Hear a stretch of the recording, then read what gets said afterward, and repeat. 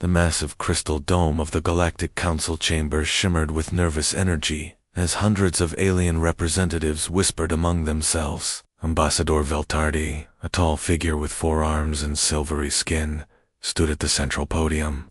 For the 3rd time that day, his voice carried a tremor of fear as he activated the holographic display. Static crackled through the air. Then, a voice broke through, weak, desperate, cutting through space from light years away. "This is Kepler-4, for 2B colony, ... under attack. Vorthok forces have breached our defenses. They're killing everyone. Systematic elimination of our people. Please, someone help us." The transmission ended with an electronic screech. Silence filled the chamber like a heavy blanket. 300 different alien species sat frozen in their seats, processing what they had just heard. The Zilani were peaceful farmers, known throughout the galaxy for their beautiful art and kind nature. They had no weapons, no armies, no way to defend themselves. Ambassador Veltar, S4 eyes swept across the chamber. "The message came in 6 days ago," he said slowly. "Our long-range sensors confirm Vorthok battlecruisers in the Kepler system. This is not a raid for resources. This appears to be complete extermination." A murmur of horror rippled through the crowd. Everyone knew about the Vorthok.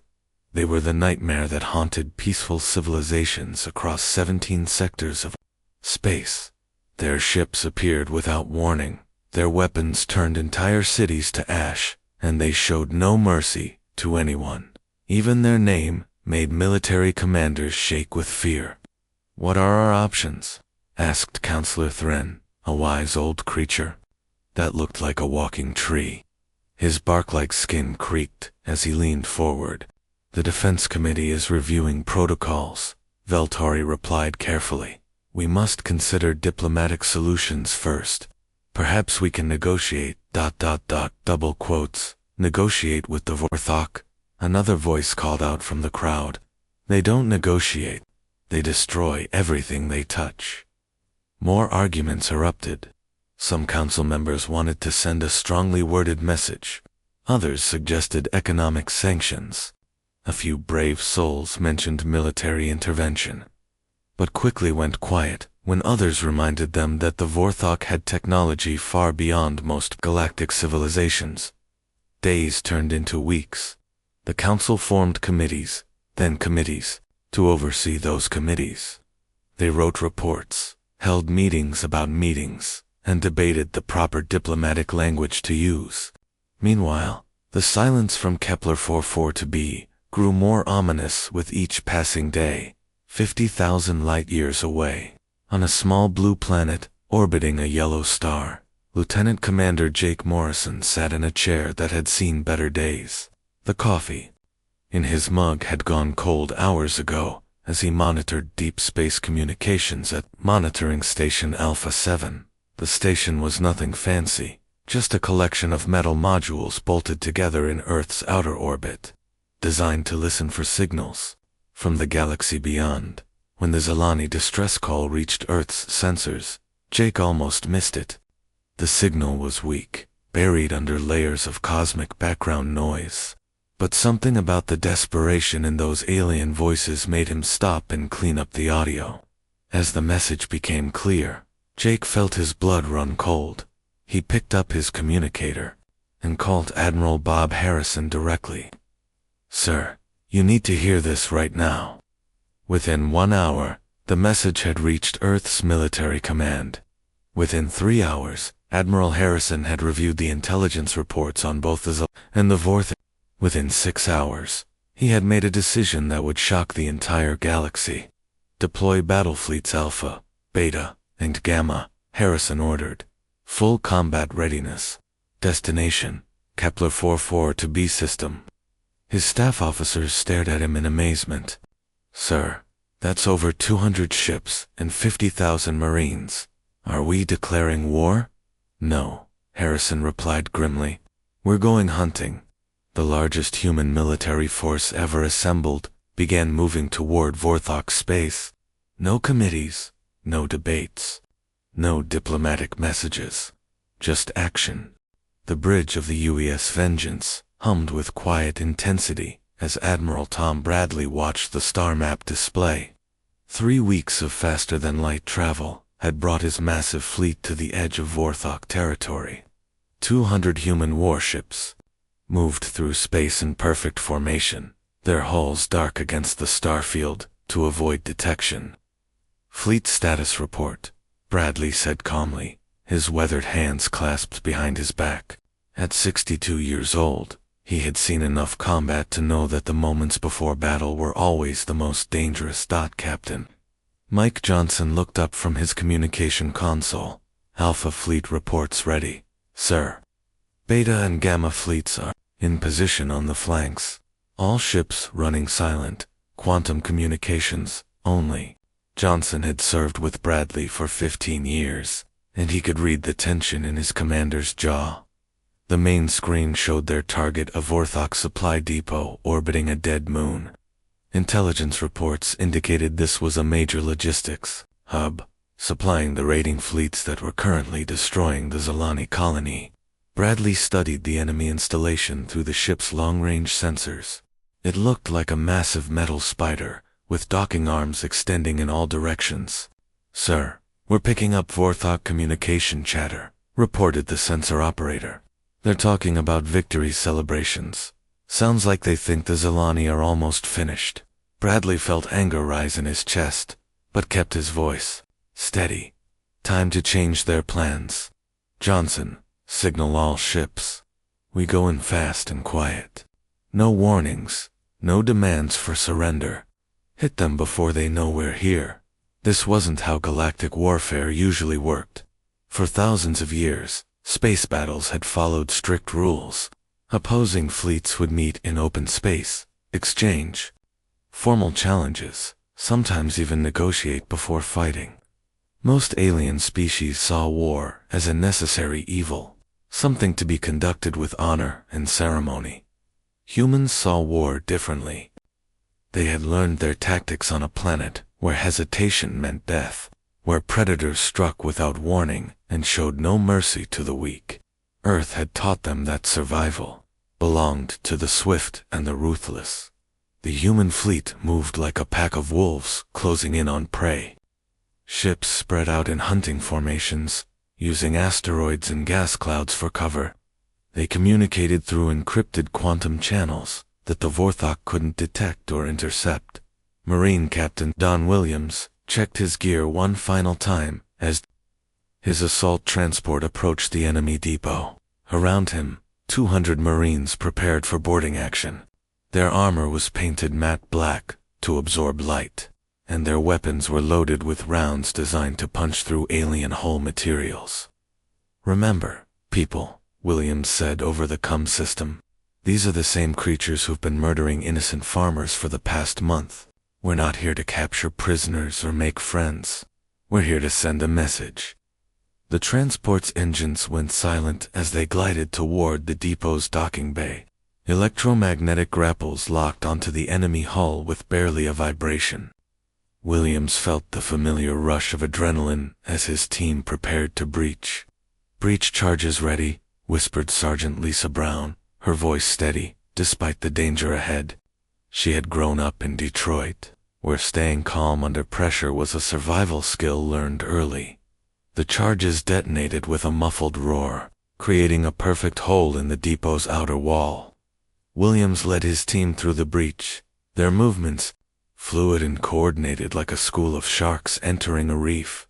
The Vorthok inside the depot had no idea what hit them. They were expecting another routine supply run, not an assault by creatures who had evolved from Earth's most successful predators. The human Marines moved through the station's corridors like they owned them, clearing room after room with devastating efficiency. "Control room secured," Brown reported 20 minutes later. 17 enemy supply ships destroyed, logistics computer captured intact. "We lost to wounded, nobody killed." Williams smiled grimly as he watched Vorthok supply vessels explode in brilliant flashes outside the depot's windows. "Outstanding work, Sergeant. Let's show these bullies what happens when they pick on the wrong neighborhood." The Vorthok had spent centuries terrorizing peaceful species who ran away when threatened. They had never faced hunters who ran toward danger instead of away from it. The Kepler-4, 4-2B systems stretched out before the human fleet like a battlefield waiting to be claimed. 3 moons orbited the dying planet below, their surfaces scarred with the fresh craters of Vorthok bombardment. Colonel Jim Parker stood in the observation deck of his assault carrier, watching as enemy ships moved into position with the arrogance of predators who had never been challenged. "Look at them," Parker said to Major Kate Davis, who stood beside him studying the tactical display. 47 Vorthok warships arranged in perfect ceremonial formation. "They're treating this like a parade, not a battle." Davis shook her head in amazement. She had spent 12 years fighting in conflicts across human space, but she had never seen an enemy fleet so completely unprepared for real combat. "They're actually announcing their battle plans over open channels, sir. Broadcasting their intentions, like they expect us to line up and wait our turn." The Vorthok commander had arranged his forces exactly as his ancestors had done for 1,000 years. Capital ships in the center, smaller vessels forming neat geometric patterns around them. It was the kind of formation designed to look impressive and intimidating, perfect for scaring peaceful farming colonies into surrender. Parker activated his communication system and spoke to all 3 human fleet commanders. "Gentlemen, we're looking at a textbook example of why bullies make terrible soldiers. They've never had to fight anyone who could fight back." Admiral Bradley's voice crackled through the speakers from the lead battleship. "All units, ignore their fancy formations. We're not here to dance with them. Hunt them down and destroy them before they can hurt any more civilians." What happened next would be studied in military academies across the galaxy for generations to come. The human fleet didn't charge forward in a heroic frontal assault. Instead, they scattered like a pack of wolves, using every piece of space debris, every gravity well, every cosmic phenomenon as a weapon. Captain Wilson's destroyer squadron used the gravity of Kepler-4, 4-2B's largest moon, to slingshot around behind the Vorthok formation, appearing where no enemy expected them. Lieutenant Commander Hayes led his cruisers through an asteroid field that the Vorthok had dismissed as impassable, emerging like ghosts from the cosmic dust. The Vorthok fleet suddenly found themselves surrounded, but not in any pattern their tactical computers could understand. Human ships appeared from impossible angles, struck with devastating precision, then vanished back into the darkness before return fire could find them. "They're not fighting fair," the Vorthok commander transmitted desperately to his remaining ships. His perfect formation was dissolving into chaos as human vessels picked off his ships one by one. "Fair?" Admiral Bradley's voice cut through their communications with cold amusement. "You want to talk about fighting fair after what you did to the Zelani?" Sergeant Tim Rodriguez felt his assault pod slam into the hull of a Vorthok battleship with bone-jarring force. Around him, 20 Marines prepared to breach the enemy vessel's hull. Rodriguez had grown up in the mountains of Colorado, where his grandfather had taught him that successful hunters moved quietly and struck without warning.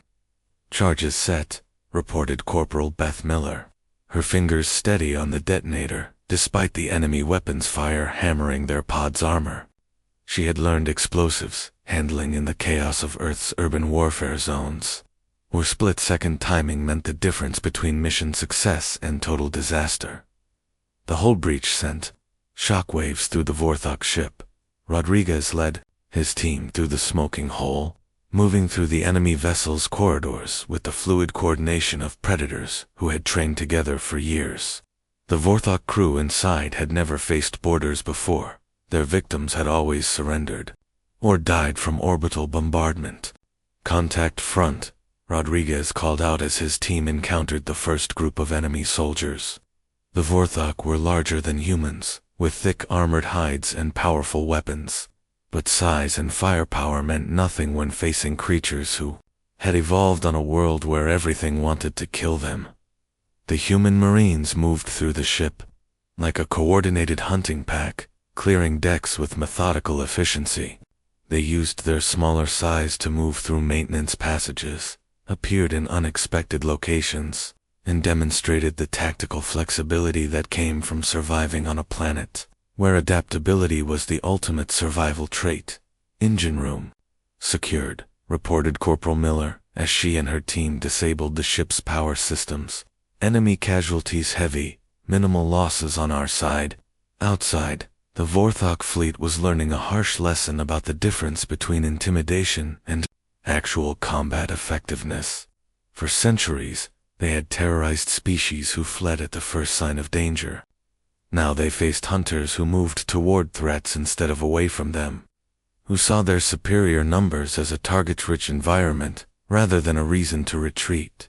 The battle was over in 4 hours. Not a single human ship was lost. The Galactic Council chamber had never seen anything like the chaos that erupted when Dr. Amy Thompson's report reached the central display screens.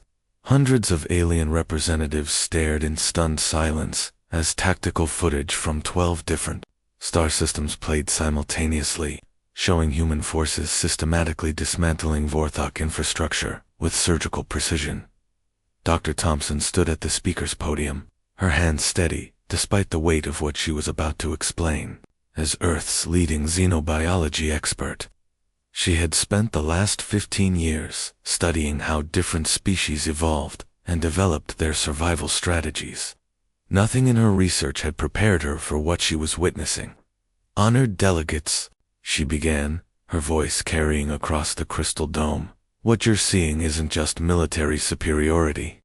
This is the result of evolution on a world that most of our classification systems label as completely uninhabitable." Ambassador Veltari leaned forward in his seat, his 4 eyes fixed on the human scientist. "Dr. Thompson, please explain how a single species can coordinate attacks across 12 systems simultaneously. Our greatest military commanders require months of planning for operations half this size." Thompson activated a holographic display showing Earth in all its terrifying beauty. Blue oceans swirled beneath white clouds, but the data streaming alongside. The image told a different story. Earth registers as a Class 12 death world on our habitability scale. The surface temperature ranges from -42 plus 50 degrees Celsius. The atmosphere contains 21% oxygen, a concentration that would be toxic to most species here. Murmurs of disbelief rippled through the chamber. Counselor Thren's bark-like skin creaked as he shifted uncomfortably. "Surely you're exaggerating, Doctor. No complex life could evolve under such extreme conditions." "That's exactly my point," Thompson replied, manipulating the display to show Earth's geological history. "For 4 billion years, this planet has thrown every possible disaster at its inhabitants. Ice ages that lasted millions of years, volcanic eruptions that blocked out the sun, asteroid impacts that wiped out entire ecosystems, mass extinctions that killed 90% of all life." The chamber fell silent as the implications began to sink in. Dr. Thompson continued, her voice gaining strength as she explained humanity's incredible journey. The creatures that survived on Earth didn't just adapt, they became the ultimate survivors. Humans developed persistence hunting, a strategy where they simply outlasted their prey by running it to exhaustion over distances that would kill most other species. They learned pack coordination by hunting animals 10 times their size. They developed tool use because their environment demanded constant innovation. On the display screens, footage from the ongoing human military campaign showed these evolutionary advantages in action. Human ships moved with fluid coordination, appearing and disappearing like a pack of wolves hunting in deep space. Marines boarded enemy vessels with movements so perfectly synchronized they seemed to share a collective mind. "Look at their tactical flexibility," Thompson pointed out as the video showed human forces adapting their strategy in real. When they encounter unexpected resistance, they don't retreat to regroup. They immediately develop new approaches and implement them without breaking coordination. Ambassador Kachiva, whose species had evolved on a peaceful garden world, spoke with obvious confusion. Dr. Thompson, our military analysts report that humans are taking extraordinary risks to avoid civilian casualties. If they're such efficient predators, why do they care about protecting non? Thompson smiled for the first time during her presentation. Because they're not just predators, they're protectors. On Earth, the strongest survival strategy wasn't just individual fitness, but group cooperation. Humans who protected their communities were more likely to pass on their genes. After millions of years, protecting others became as natural to them as breathing. The footage on the screens supported her words. In system after system, human forces had bypassed heavily defended Vorthok military targets to prioritize the rescue of civilian populations. They established refugee camps, provided medical aid, and went to extraordinary lengths to minimize collateral damage. They're not conquering Vorthok territory, Thompson explained as the delegates watched human ships carefully evacuating alien survivors from devastated worlds. They're systematically dismantling the Vorthok's ability to harm others while preserving everything that can be saved. News networks across the galaxy began broadcasting the story of Earth's military intervention. Species that had cowered in fear of the Vorthok for generations watched in amazement as the Deathworlders from Sol did something no one had thought possible. They were winning. The humans have been fighting for 6 weeks, reported one Galactic news correspondent, and they haven't lost a single major engagement. More importantly, they've rescued over 2 million Vorthok slaves and established safe zones around 17 different worlds. In the council chamber, the debate had shifted completely. Instead of arguing about whether to help the Solani, delegates were now frantically discussing how to convince these terrifyingly effective humans to help protect other peaceful species. Perhaps, suggested Ambassador Veltori carefully, we should consider extending an invitation to Earth to join our defensive alliance. The vote was unanimous. The massive fortress city of Vorthok Prime stretched across the dark surface of the Vorthok homeworld like a metallic cancer. For 3,000 years, this had been the center of an empire built on fear and destruction. Now, as dawn broke over the alien landscape, Colonel Rick Turner crouched in the shadows with his Special Forces team, preparing to end that empire forever. Target acquired, whispered Sergeant Paul Chen through his comm unit, his sniper scope trained on the fortress walls. Guards are rotating shifts in 30 seconds. Turner checked his chronometer and nodded to his team. These weren't ordinary soldiers. They were the best Earth had to offer. Volunteers who had trained for years in environments that would kill most life forms. They moved through the fortress like ghosts, their footsteps silent on the metal floors. The Vorthok had never faced an enemy willing to come to their home. For centuries, they had struck at peaceful colonies and retreated to their heavily defended stronghold, confident that no species would dare follow them. They had never encountered humans. While Turner's team moved deeper into the fortress, Major Beth Wilson coordinated the largest evacuation operation in galactic history from her command ship in orbit. The Vorthok had kept millions of slaves from dozens of different species, using them for labor in their war factories and mining operations.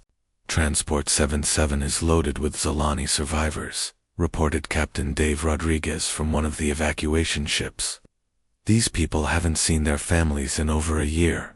Some of them can't believe they're actually free. Wilson watched the steady stream of refugee ships launching from the planet's surface. Each vessel carried beings who had been written off as dead by the rest of the galaxy. Human rescue teams worked around the clock, providing medical care, food, and gentle reassurance to creatures who had forgotten what kindness looked like. "Ma'am," called out Lieutenant Nancy Foster from her communication station. "We're getting reports from the other evacuation zones. Over 3 million civilians rescued so far. The medical teams say most of them will make full recoveries."